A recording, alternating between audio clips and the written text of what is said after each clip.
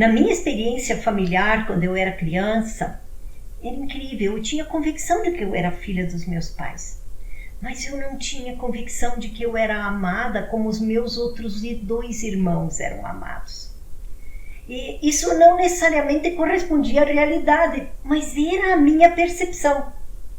E essa era a leitura que eu fazia da dinâmica da família, a partir do meu olhar. E para me sentir amada, então, eu precisava muito agradar os meus pais ou fazer alguma coisa para eles. Então vinha um elogio e eu me sentia, então, agora eu sou amada, porque eu fiz alguma coisa. E essa percepção, então, eu levei para a vida adulta.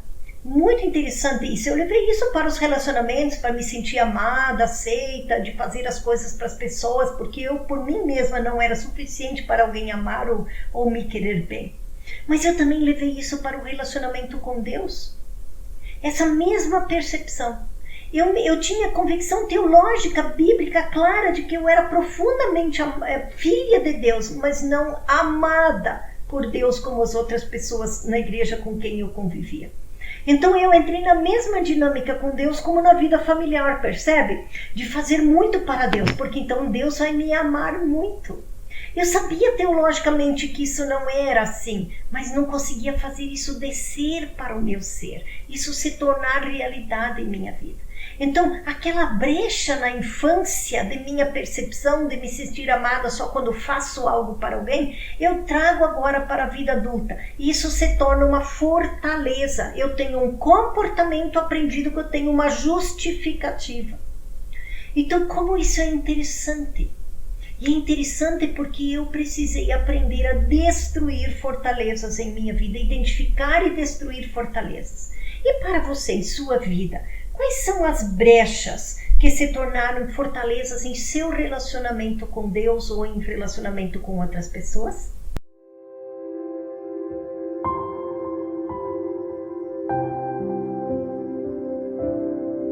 Bem-vindo, bem-vinda a mais um Discipulado na Vida. E vamos compartilhar hoje sobre o estudo da construção de uma fortaleza. Estamos no módulo Batalha Espiritual Destruindo Fortalezas. Queremos viver no discipulado transformações profundas. Por isso esses temas, trabalhando a área da sexualidade, da ira, do medo, destruindo fortalezas que foram construídas a partir de brechas em nossa vida.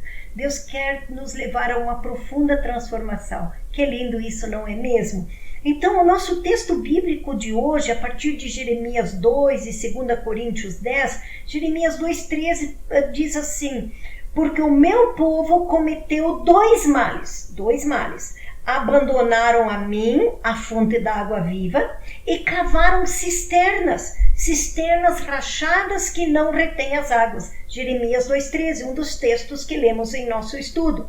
Então, Deus está dizendo aqui por meio do profeta Jeremias que o povo cometeu dois males. O primeiro mal que o povo cometeu é abandonar a ele como fonte de água viva. A água viva é água que corre, água límpida, água fresca.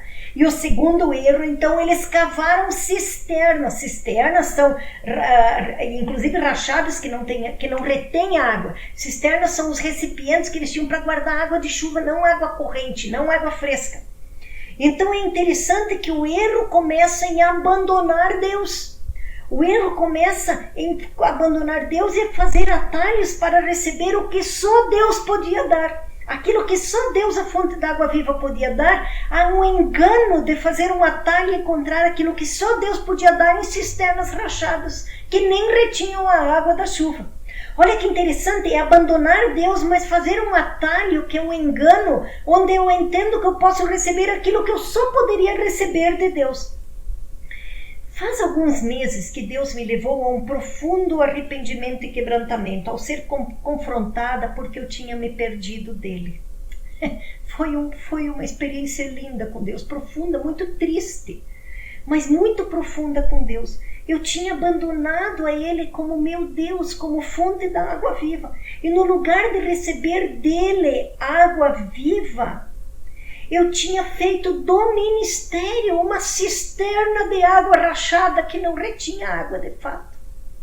Tudo que eu tinha necessidade de receber, eu estava querendo receber do ministério e não deu outra. Por um bom tempo eu fui bem, eu tinha gás, eu tinha ânimo, eu tinha estratégia, mas eu fui sentindo com o tempo uma sequidão, uma saudade, uma ausência de Deus.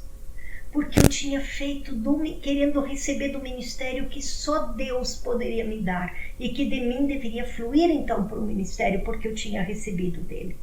Então, as brechas, elas são fragilidades que temos em nossa vida. É ali que começa, a partir de uma brecha, se tornando uma fortaleza. Mas as brechas são essas fragilidades. E uma das minhas fragilidades é sempre querer voltar ao lugar de muito fazer para me sentir valorizada. Ou com um sentido muito alto de realização.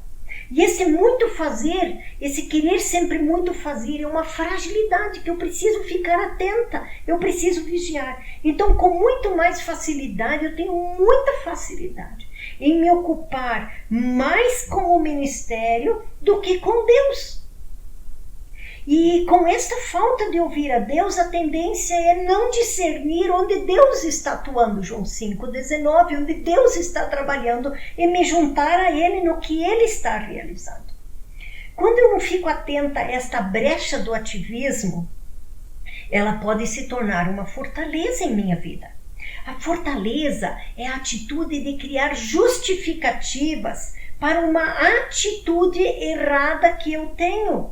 Eu tenho uma justificativa para aquilo que eu estou fazendo de errado.